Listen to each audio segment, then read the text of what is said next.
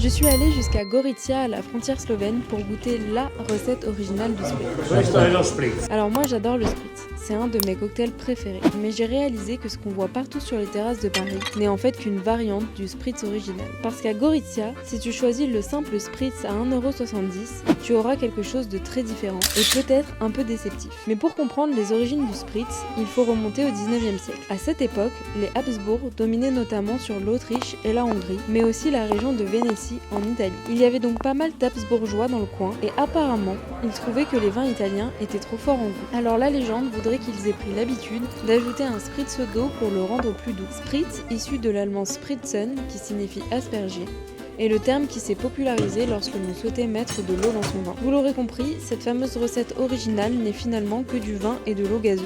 Je crois que je savais à quoi m'attendre en imaginant le goût du vin mélangé à l'eau, mais par curiosité pour la culture locale et étant de passage à Gorizia, j'ai décidé de tester. Et pour pousser le truc à fond, j'ai même choisi du vin rouge plutôt que du blanc. Je vais pas vous mentir, ce n'était pas très bon, mais j'étais ravie d'avoir vécu cette expérience car ce sont tout de même 200 ans d'histoire qui se cachent derrière cette boisson que l'on croise encore régulièrement dans la région.